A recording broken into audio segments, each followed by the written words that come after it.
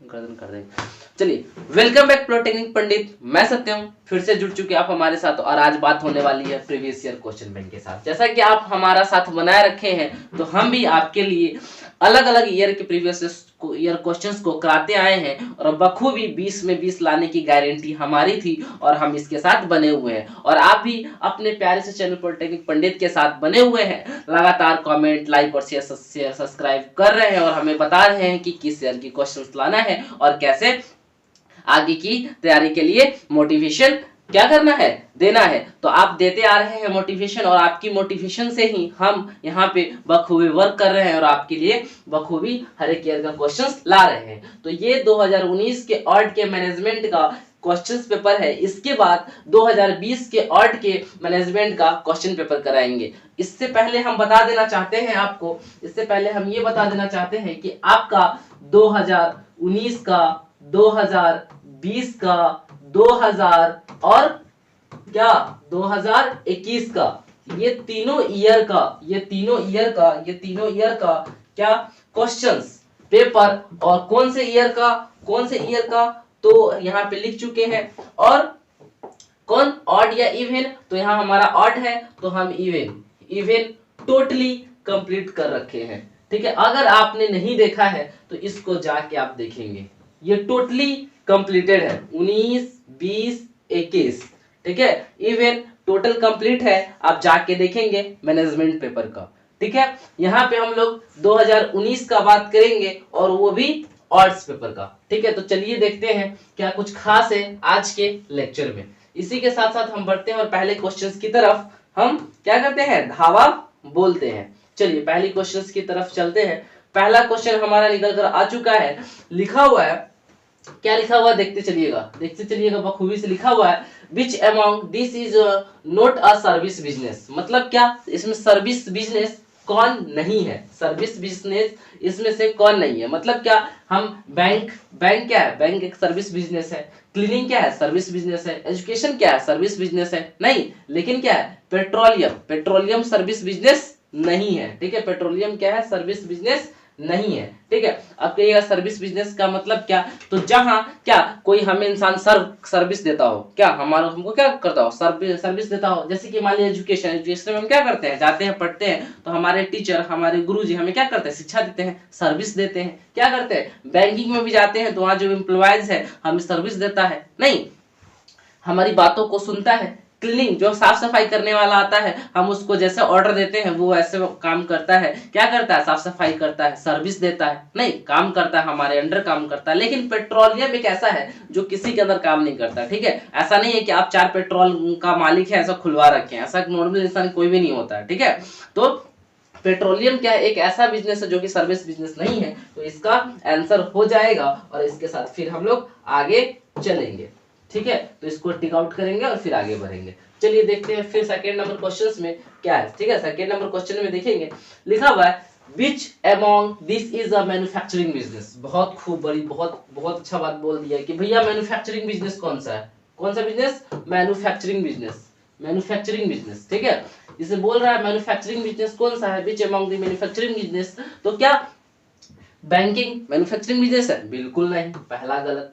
क्या उसके बाद इंश्योरेंस नहीं है, काउंसलिंग नहीं है। इसमें हम कभी भी ये जितना भी बात लिखा गया फर्स्ट, सेकंड एंड थर्ड के अंदर हम कुछ बना नहीं सकते हैं। लेकिन ब्रेड और ब्रेड मेकिंग, बिल्कुल सही बात है। ब्रेड मेकिंग क्या है, मैन्युफैक्चरिंग है। ब्रेड को क्या कर रहे हैं, बना रहे हैं, तैयार कर रहे हैं। ठीक है, तो ब्रेड हमारा क्या है, मैन्युफैक्चरिंग बिजनेस है। ब्रेड हमारा मैन्युफैक्चरिंग बिजनेस है। ठीक है, तो ये हमारा आंसर हो जाएगा। चलिए इसी के साथ फिर से आगे बढ़ते हैं और देखते हैं कि थर्ड नंबर क्वेश्चंस क्या बोलता है। ठीक है, और ये सारे क्वेश्चंस को याद रखेंगे, रिलेट करके चलेंगे। थोड़ा सा सो सिंपल है, उतना ज्यादा टेंशन लेना भी नहीं है, नहीं बहुत आसान है, आगे हुए चलते चलेंगे। लिखा हुआ थर्ड नंबर क्वेश्चन में देखेंगे। ठीक है, और बाकायदा हम आपके लिए बिल्कुल सही लेकर आए हैं। ठीक है, बहुत सारा क्वेश्चंस में टिक आउट पहले से था, गलत था, तो सारी चीज को हमने सही किया है और आपके लिए लेके आया ताकि आप जान पाए कि भैया कौन सा गलत है और कौन सा सही। देख सकते हैं बाकायदा यहाँ कोई किसी का क्वेश्चन प्रीवियस क्वेश्चन था तो वो गलती कर रखा था। ठीक है, तो मैनेजमेंट का ही है, तो हम क्या करें, हम चाहते हैं कि आपका एक भी क्वेश्चन रॉन्ग ना हो। और वीडियो अच्छा लगे तो लाइक शेयर सब्सक्राइब करते हुए चलना है। चलिए देखते हैं, विच is not a part of trade. क्या मतलब बिजनेस, इसमें से कौन सा ऐसा पार्ट है जो बिजनेस का नहीं है। ट्रेड मतलब व्यापार नहीं, तो इसमें बिजनेस नहीं हो सकता, व्यापार नहीं हो सकता। तो कौन कौन सा है, तो सबसे पहले है क्या है, इन counselling sectors, buying and selling, export and import, ठीक है। ये क्या है, ये सब में ट्रेडिंग होता है, इसमें क्या होता है, सारे चीज में व्यापार होता है। नहीं कि अगर मान लीजिए किसी चीज को खरीदते हैं, बेचते हैं, इस सामान को लेते हैं और क्या करते हैं, एक्सपोर्ट करते हैं, अपने देश मंगाते हैं या भेजते हैं, तो ये सारे जितने भी तीन बातें लिखी हुई है ये इकोनॉमिक सेक्टर। नहीं, हम क्या किसी से उधार पैसा लेते हैं कहीं किसी कंट्री से, फिर उसको देते हैं, तो इसमें क्या सारा चीज में व्यापार कर रहे हैं। लेकिन क्या है, transfer of good and services, नहीं, transfer of good and services में क्या है, व्यापार नहीं है, ठीक है, ये क्या है, व्यापार हमारा नहीं है, ठीक है।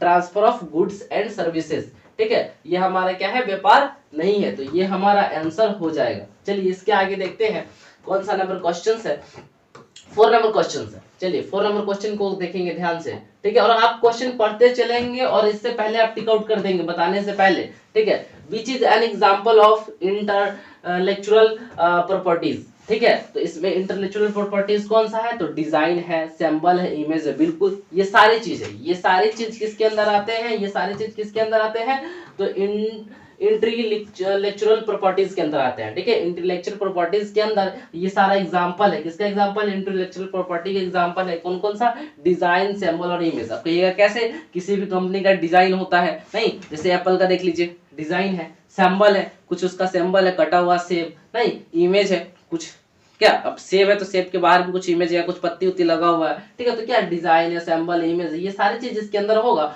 वो क्या हो जाएगा, इंटेलेक्चुअल प्रॉपर्टीज हो जाएगा, ठीक है। तो इसका क्वेश्चन हमारा डी नंबर आंसर होगा, और आप पढ़ के ध्यान से समझते हुए आगे बढ़ते हुए चलेंगे। चलिए 4 नंबर देखते हैं, ठीक है, 4 नंबर खत्म हो चुका है, ये 5 नंबर है, ध्यान देंगे।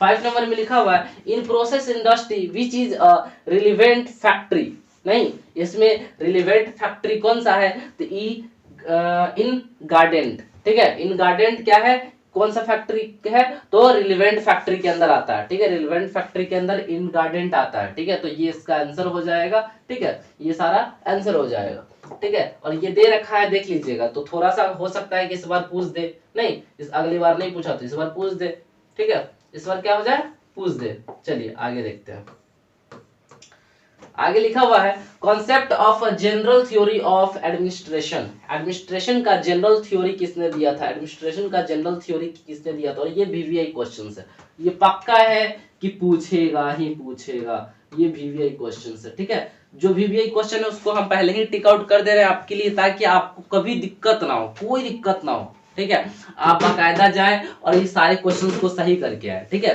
तो लिखा हुआ है कि एडमिनिस्ट्रेशन थ्योरी को किसने दिया था, तो एडमिनिस्ट्रेशन थ्योरी को किसने दिया था, हेनरी फ्यूल। हेनरी फ्यूल एक साइंटिस्ट थे जिन्होंने ही एडमिनिस्ट्रेशन थ्योरी के कॉन्सेप्ट को दिया था, ठीक है, किसने दिया था, हेनरी फ्यूल साहब ने दिया था। तो याद रखिएगा हेनरी फ्यूल ने क्या दिया था, एडमिनिस्ट्रेशन दिया था, क्या दिया था, एडमिनिस्ट्रेशन, हेनरी फ्यूल।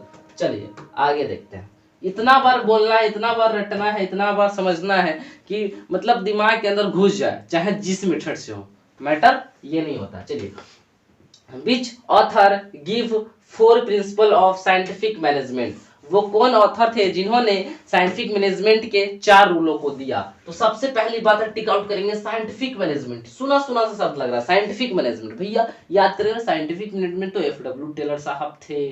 तो भाई साइंटिफिक मैनेजमेंट की जब भी बात आए तो बिना कुछ सोचे समझे एफडब्ल्यू टेलर साहब के पास पहुंच जाना है और उसको टिक आउट कर देना है, क्योंकि साइंटिफिक मैनेजमेंट दूसरा किसी ने नहीं दिया था, एफडब्ल्यू टेलर साहब ने दिया था।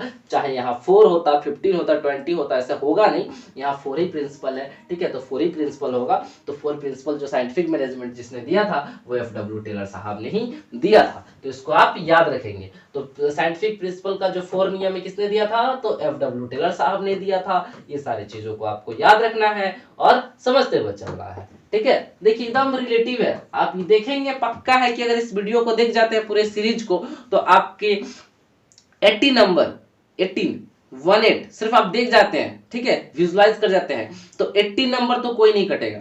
अब पूछोगे सर आप तो 20 नंबर की बात कर रहे हैं, तो 2 नंबर आप मिस कर दोगे कहीं ना कहीं, मुझे पक्का यकीन है, ठीक है। अगर आप वो भी अच्छे से देखोगे तो 20 में 20 कोई नहीं छोड़ रोक सकता आपका, ठीक है। 20 ये आना फिक्स है, ये कोई चेंज नहीं कर सकता है, ठीक है। तो बस आप थोड़ा सा फोकस होके देख लो, देखो फिर 20 आता है कि नहीं। Which is the required minimum number of members is sole proprietorship. नहीं, सोल प्रोप्राइटरशिप में मैक्सिमम नंबर ऑफ पीपल्स कितने होते हैं, तो जो बता रखे हैं सोल प्रोप्राइटरशिप वैसा प्रोप्राइटरशिप होता है जिसका स्वामित्व अधिकार खुद के पास होता है, सिंगल। नहीं तो उसमें क्या होगा, सिंगल मतलब वन, तो बस जिस जहां हो वन वही हमारा आंसर हो जाएगा। सोल मतलब होता है अकेला और प्रोप्राइटरशिप मतलब जिसका अधिकार, मतलब इसके अंदर सिर्फ एक ही पर्सन है जिसके अंदर अधिकार है, और वो कितना मेंबर है, तो बेचारा सिंगल मेंबर है, सिंगल मेंबर है, ये हमारा आंसर हो जाएगा।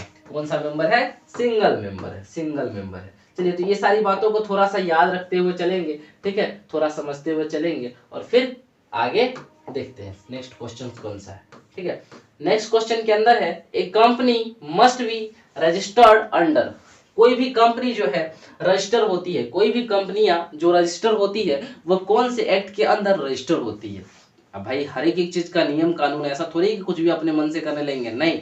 तो कंपनियां जो है रजिस्टर है तो कौन से एक्ट के अंदर रजिस्टर है, तो वो कंपनीज एक्ट। कौन से एक्ट के अंदर, कंपनीज एक्ट के अंदर, कंपनी एक्ट के अंदर, कंपनी एक्ट के अंदर रजिस्टर है। किस एक्ट के अंदर रजिस्टर है, कंपनी एक्ट के अंदर रजिस्टर है। ठीक है, कंपनी एक्ट के अंदर रजिस्टर है। याद रखिएगा, जो कंपनियां रजिस्टर है वो कौन से एक्ट के अंदर रजिस्टर है, तो कंपनी एक्ट के अंदर रजिस्टर है। चलिए नेक्स्ट क्वेश्चन देखते हैं। लिखा हुआ है, for which types of ownership register in compulsory, मतलब कि कौन से इसमें ऑनरशिप है जिसको रजिस्टर होना अनिवार्य है, कंपल्सरी है, बिना रजिस्टर हुए काम नहीं चलेगा। तो कौन सा है भैया, तो ज्वाइंट स्टॉक कंपनी। मतलब क्या, ज्वाइंट स्टॉक कंपनी को रजिस्टर होना अति महत्वपूर्ण है, अति आवश्यक है, रजिस्टर होना ही चाहिए, ना वाली सवाल ही नहीं है। ठीक है, ज्वाइंट स्टॉक कंपनी। कौन, ज्वाइंट स्टॉक कंपनी एक ऐसी है जिसको रजिस्टर होना, ऑनरशिप में रजिस्टर होना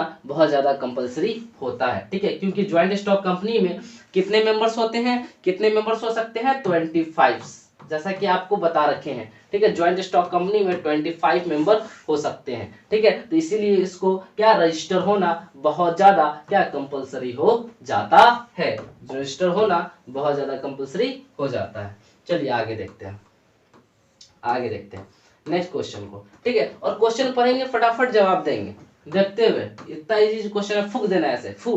ठीक है, which of this can not be delegated in office. नहीं मतलब क्या, कि कौन सा ऐसा है जो कि ऑफिस के प्रति डिलीगेटेड नहीं, तो रिस्पॉन्सिबिलिटी। डिलीगेटेड मतलब क्या भैया, उसके प्रति समर्पण भाव से लगना, नहीं समर्पण भाव से लग जाना, तो क्या है डिलीगेशन, मतलब रिस्पॉन्सिबिलिटी। अगर मान लीजिए किसी इंसान को रिस्पॉन्सिबिलिटी मिल जाए, नहीं क्या रिस्पॉन्सिबिलिटी मिल जाए कि भैया आप डीएम साहब हैं, आपको पूरा जिला देखना है, नहीं तो क्या, आपको पावर तो है ही लेकिन आपके अंदर क्या रिस्पॉन्सिबिलिटी आ जाती है, आपकी दायित्व है कि उस जिला के अंदर कुछ भी होगा तो इसकी रिस्पॉन्सिबिलिटी, इसका दायित्व आपके ऊपर होता है। अगर आपके पापा आपको बोल देते हैं कि अच्छा एक काम करना है, सुबह उठ के क्या करना है, ताला खोलना है, ठीक है, और जाना है सुबह सुबह, हमको कहाँ जाना है, कहीं और जाना है, नहीं मतलब मान लीजिए लंदन जाना हो, सपोज कीजिए लंदन जाना हो, ठीक, तो क्या आपके ऊपर रिस्पॉन्सिबिलिटी है कि सुबह उठ के 4 बजे ताला खोलना है और आप खोलिएगा, नहीं रिस्पॉन्सिबिलिटी मिल चुका है। तो क्या है होगा इसके अंदर, ठीक है, रिस्पॉन्सिबिलिटी क्या होगा, रिस्पॉन्सिबिलिटी। ठीक है, किसी भी डेलीगेशन को, किसी भी ऑफिस में डेलीगेशन को कौन दिखाता है, रिस्पॉन्सिबिलिटी दिखाता है, दायित्व। ठीक है, चलिए इसके अंदर बढ़ते हैं और नेक्स्ट क्वेश्चन हमारे सामने आ चुका है व्रुर करके। कौन सा क्वेश्चन है, which among this is as the property of modern organisation. भैया इसके अंदर मॉडर्न ऑर्गेनाइजेशन का कौन कौन प्रॉपर्टीज है, मतलब गुण। मॉडर्न ऑर्गेनाइजेशन होने के लिए, मॉडर्न ऑर्गेनाइजेशन होने के लिए क्या क्या गुण होना अति आवश्यक है, क्या क्या पॉइंट होगा जिसको हम मॉडर्न ऑर्गेनाइजेशन के अंदर काउंट करेंगे। ठीक है, तो ओपनिंग होगा, गोल होगा, नहीं इंडिविजुअल रोल होगा, ये सारा चीज मतलब क्या, ओपिनियंस, राय विचार होना चाहिए उसके अंदर। नहीं सबसे पहला बात राय विचार होना चाहिए, ऐसा नहीं कि कोई भी आ जाए और शुरू हो जाए। सबसे पहले क्या होना चाहिए, राय विचार होना चाहिए। ठीक है, दूसरा नंबर क्या होना चाहिए, गोल होना चाहिए, टारगेट फिक्स होना चाहिए कि भैया क्या करना है, कितना साल में कर लेना है, एक समय सारणी ये होनी चाहिए। इंडिविजुअल रोल, नहीं सबका अपना अपना काम होना चाहिए। ठीक है, सबका अपना अपना एक एक पर्सन का काम होना चाहिए, सबको इंडिविजुअली वर्क देना चाहिए कि भैया तुम्हारे अंदर रिस्पॉन्सिबिलिटी है, तुम्हारा ये काम है कि तुमको 5 घंटे में या 5 साल में ये चीज ये टारगेट को अचीव करना है, नहीं तो उसका गोल है। तो जब सारे को गोल सारे इंसान को गोल मिल जाएगा, जब सबका अपना अपना गोल होगा तो क्या कंपनी तरक्की नहीं करेगा? स्वाभाविक सी बात है कंपनी तरक्की करेगी, सिंपल सा है। तो सबसे पहले गोल फिक्स होना चाहिए और हर एक का अपना अपना टारगेट फिक्स होना चाहिए कि हाँ मुझे आज इतना कर लेना है, चाहे कोई भी हालत में, ठीक है। तो कंपनी तरक्की करेगी ही करेगी, इसके आगे कोई दो राह नहीं है, ठीक है। तो ये ऑल दी अबव इसका क्या हो जाएगा? आंसर हो जाएगा। चलिए आगे देखते हैं, ठीक है। और ये बहुत छोटा छोटा पॉइंट्स है जिसको आपको क्या थ्योरी पेपर में भी मिलेगा, और ऐसे ही सोचना है एकदम, इसमें दिमाग नहीं ज्यादा लगाना, थोड़ा सा सोचना है, समझना और बस लिख के आ जाना है, ऐसे फूक देना है, ठीक है। चलिए आगे देखते हैं। Which is the full form of TQM? नहीं, TQM का क्या फुल फॉर्म होता है, ठीक है। तो total quality management, total quality management क्या होता है? टोटल क्वालिटी मैनेजमेंट TQM का फुल फॉर्म होता है। और ये VVI है, ये VVI है, वेरी वेरी इंपॉर्टेंट है, ताबड़तोड़ इंपॉर्टेंट है, पक्का ये आएगा, लिख के ले लीजिए। ये क्वेश्चंस आना है। TQM का फुल फॉर्म क्या होता है? टोटल क्वालिटी मैनेजमेंट, पक्का है। चलिए आगे बढ़ते हैं। टोटल क्वालिटी मैनेजमेंट TQM का फुल फॉर्म होता है। चलिए आगे देखते हैं, आगे कौन सा क्वेश्चन है? विच is not a method of selection? इसके अंदर सिलेक्शन का कौन सा मेथड नहीं है, मतलब चयन करने की प्रक्रिया कौन सा नहीं है। अगर मान लीजिए किसी इंसान को इंटरव्यू में चयन करना है तो कौन सा प्रक्रिया जो नहीं है चयन करने का? सबसे पहला है इंटरव्यू। इंटरव्यू तो है प्रक्रिया भाई, चयन तो हम इंटरव्यू के थ्रू भी करते हैं। उसके बाद ग्रुप डिस्कशन, बिल्कुल सही बात है, ग्रुप डिस्कशन में भी हम चयन करते हैं कि हाँ ये बोलने में अच्छा लड़का है, इसको साइड करो, ये पढ़ने में अच्छा लड़का है, इसको साइड करो, खेलने में अच्छा लड़का है, इसको साइड करो, नहीं, ग्रुप डिस्कशन। फिर क्या? ट्रेड ट्रेड नहीं, तो ट्रेड व्यापार के अंदर टेस्टिंग्स दिखता भी नहीं है, देखिए मतलब थोड़ा सा ढूंढना, ठीक है। ट्रेड टेस्टिंग्स, अगर मान लीजिए व्यापार तो 100 आदमी व्यापार कर रहा है, उसमें से 20 आदमी बहुत अच्छा ग्रो कर रहा है, तो उस 20 को क्या रिवार्ड मिलेगा? उसको भी हम छांट लिए, क्या कर सकते हैं? सिलेक्शन कर सकते हैं। लेकिन ट्रेड यूनियन, ठीक है, डिमांड, ट्रेड यूनियंस डिमांड क्या है? ट्रेड यूनियन डिमांड एक ऐसा मेथड नहीं है जो कि किसी भी को सिलेक्ट नहीं करता, मतलब कि ट्रेड यूनियन डिमांड कुछ भी नहीं है, ये कोई मेथड नहीं है जिसके थ्रू हम किसी को क्या कर सके? सेलेक्ट कर सके, किसी को क्या कर सके? सेलेक्ट कर सके। तो क्या होगा? ट्रेड यूनियन डिमांड होगा, जो कि मेथड नहीं है किसी भी चीज को सेलेक्ट करने का। चलिए आगे देखते हैं, आगे देखते हैं फटाफट, बिना टाइम गवाए हुए, ठीक है। चलिए आगे। हाई मोरल लीड्स टू, नहीं मतलब हाई मोरलिटी, किसी के अंदर कार्य करने की प्रवृत्ति, क्या मतलब क्या हो कि उसको मतलब कोई भी काम को एकदम जज्बे से करे, नहीं, क्या होना चाहिए? तो हाई प्रोडक्टिविटी, नहीं, हाई प्रोडक्टिविटी मतलब किसी भी चीज का अगर उत्पाद ज्यादा हो, किसी भी चीज का क्या हो? उत्पाद ज्यादा हो, तो मोरलिटी करने का क्या पावर बढ़ जाता है, नहीं, इंसान काम ज्यादा करता है, प्रोडक्टिविटी ज्यादा। मान लीजिए कि कोई कंपनी है, क्या है? कोई कंपनी है मतलब 20 क्विंटल किसी भी गारमेंट को एकदम उत्पाद कर दी, तो क्या वर्कर्स फटाफट उसको पैकिंग करेगा? नहीं, प्रोडक्टिविटी ज्यादा है तो काम करने में क्या है? लोड ज्यादा है तो काम ज्यादा होगा, सिंपल सी बात है। कंपनी चाहेगी कि हम इसको खींच ले, नहीं, तो हाई प्रोडक्टिविटी, क्या हाई प्रोडक्टिविटी होगा तो हाई मोरल लीडेड होगा, काम फटाफट खिंचाएगा। चलिए आगे देखते हैं। इतना प्यार से समझाते हैं, बताते हैं, तो क्या लाइक आप नहीं करेंगे? आपका लाइक इतना प्यारा सा कर दो भाई। चलिए, needed hierarchy theory of motivation is given by hierarchy theory, भैया ये भी मोस्ट है, ठीक है। ये जो है चुपके आता है और छुपके चला जाता है, ये चुपके वाला है, ये क्या है? चुपके वाला है। तो इसको मतलब ये ऐसा है चुपके कि आएगा और कब जाएगा आपको पता भी नहीं चलेगा, ठीक है। हेरेची थ्योरी, ठीक है, ये कभी संजोग से बाई संजोग से पूछ देता है, ठीक है। VVI के अंदर इसको भी नोट कर लीजिए, हेरेची थ्योरी, ठीक है। हेरेची थ्योरी मतलब जो मोटिवेशन हेरेची थ्योरी है, इसको किसने दिया था? तो मास्लो ने दिया था। किसने दिया था? मास्लो ने दिया था इस थ्योरी को, ठीक है, हेराची थ्योरी ऑफ मोटिवेशन को किसने दिया था? मास्लो ने दिया था। किसने दिया था? मास्लो साहब ने हेराची थ्योरी को दिया था। और ये चुपके वाला क्वेश्चन, ठीक है, चुपके दिखेगा, ठीक है, तो इसको थोड़ा सा देखते रहिएगा। हेराची थ्योरी ऑफ मोटिवेशन मास्लो साहब ने दिया था। हेराची थ्योरी ऑफ मोटिवेशन मास्लो साहब ने दिया था। 4 बार इसलिए बोल रहे एक बात को ताकि आपके दिमाग में मेरी बातें घूमती रहे और आप इसको याद कर लो। Which is not a financial statement, जिसके अंदर हम फाइनेंशियल स्टेटमेंट को नोट नहीं कर सकते हैं, नहीं डिनोट नहीं कर सकते हैं, नोट नहीं कर सकते हैं, डिनोट नहीं कर सकते हैं। ट्रायल बैलेंस, सही बात है। ट्रायल मतलब क्या है भाई? कपड़ा जैसे मॉल के अंदर गया, कपड़ा पहने और फिर उतार के रख दिए, नहीं। तो ट्रायल बैलेंस के अंदर हम फाइनेंशियल स्टेटमेंट को दर्ज नहीं कर सकते हैं, नोट डाउन करके नहीं रख सकते हैं, ठीक है, नोट डाउन करके नहीं रख सकते। ये वो उस टाइप का कागज है जिसपे क्या हुआ, आए तो नोट बनाए 2 मिनट के लिए और फिर जरूरत के हिसाब से हुआ और फिर उसको फेंक दिए, इस टाइप का, ठीक है, ट्रायल बैलेंस। चलिए आगे देखते हैं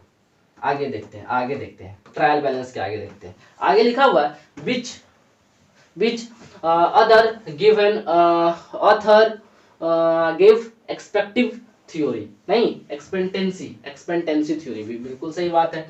कौन से ऑथर है जिन्होंने एक्सपेक्टेंसी थ्योरी ऑफ मोटिवेशन दिया था? नहीं, एक्सपेक्टेंसी थ्योरी ऑफ मोटिवेशन। और ये थोड़ा सा देख रहे हैं न्यू टाइप के क्वेश्चन है, इसको आप कर लेंगे, ठीक है। 19 नंबर क्वेश्चन है, 19 नंबर क्वेश्चन कहने का मतलब 2019 का क्वेश्चन है और थोड़ा सा यूनिक क्वेश्चन है। ये क्वेश्चन नंबर 18 है और ये 2019 का मैनेजमेंट का क्वेश्चन है, थोड़ा सा क्या है, यूनिक है, इसको आप करते चलेंगे, ठीक है। तो भैया कौन से ऑथर थे जिन्होंने एक्सपेक्टेंसी थ्योरी ऑफ मोटिवेशन दिया था? ठीक है, मोटिवेशन थ्योरी, देखिए इसके अंदर मोटिवेशन नाम आ रहा है, ठीक है, तो क्या है, वेक्टर रूम, ठीक है। ये देखिए ये अलग ही है सबसे। मास्लो का नाम सुन चुके हैं, हेजनबर्ग का नाम सुन, एमसी गैगर का नाम सुन, लेकिन विटर रूम का नाम नहीं सुने, ठीक है। तो विटर रूम का नाम है तो क्या हो जाएगा, एक्सपेक्टेंसी, ठीक है, expectancy theory of motivation, expectancy theory of motivation vector room ने दिया था, expectancy theory of motivation vector room ने दिया था। 2-3 बार हम इस चीज को बोल दिए हैं, आप इसको दिमाग के अंदर रखेंगे। चलिए 19 नंबर क्वेश्चन के अंदर देखते हैं। विजिबल ट्रेनिंग इज, ये विजिबल मतलब क्या, विजिबल टाइप का, नहीं विजिबल ट्रेनिंग मतलब क्या, इस ट्रेनिंग के अंदर ऑन जॉब ट्रेनिंग है। ऑन जॉब ट्रेनिंग के अंदर मतलब क्या, आप जॉब करने के साथ साथ ट्रेनिंग कर रहे हो। कैसे, मान लीजिए कि आप इसको ये इंटर्नशिप जो होता है, इंटर्नशिप के अंदर क्या है, आप जाते हैं किसी कंपनी में काम करते हैं, कोई कंपनियां आपको क्या करती है, कुछ रुपीस भी देती है, कुछ पैसा भी देती है और आपको साथ में ट्रेनिंग भी देती है। जब आपका ट्रेनिंग कंप्लीट हो जाता है तो आप उसी कंपनी में अच्छे पोस्ट पे चले जाते हैं और उससे ज्यादा रुपया मिलता है। मतलब क्या, जॉब के दौरान भी आपको रुपया मिल रहा हो, जॉब के दौरान भी आपको पैसा मिल रहा हो, उसको हम क्या बोलेंगे, उसको ऑन जॉब ट्रेनिंग बोलेंगे। क्या बोलेंगे, ऑन जॉब ट्रेनिंग। ट्रेनिंग के साथ क्या हो, रुपीज मिले। ये किसके अंदर होता है, विजिबल ट्रेनिंग के अंदर, जिसको विजिबल ट्रेनिंग बोल दीजिए। प्रोनाउंसिएशन विजिबल है लेकिन आप विजिबल याद रखने के लिए विजिबल ट्रेनिंग बोल सकते हैं, ठीक है। चलिए आगे देखते हैं। आगे है employees state insurance act was enacted in, मतलब भैया ये तो नई क्वेश्चन है और बिल्कुल नई क्वेश्चन, नहीं सबसे अलग क्वेश्चन, सबसे न्यू क्वेश्चन।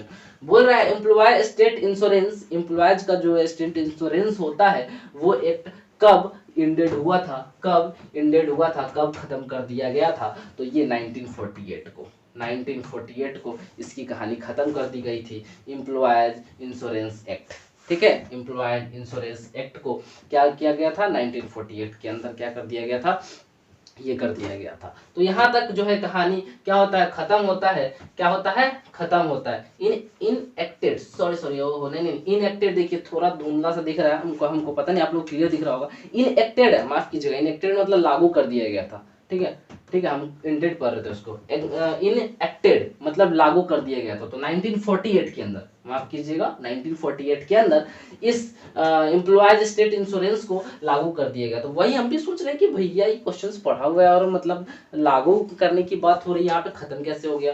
मतलब क्या, इंश्योरेंस, मान लीजिए कि किसी कंपनी, किसी कोयला खदान में मेरा जो बहुत सारा वर्कर है वो काम कर रहा है, किसी कोयला खदान के अंदर बहुत सारा वर्कर मेरा काम कर रहा है और पता चला उसमें से विस्फोट हुआ और 2 मर गया। तो 2 मर गया तो उसका जिम्मेवारी कौन लेगा? कोई तो लेगा जिम्मेवारी। अब बोले भाई कोयला वाले खदान ले ले, वो क्या कर लेगा, जाएगा घर पे, नहीं भाई ऐसा वैसा करके खत्म।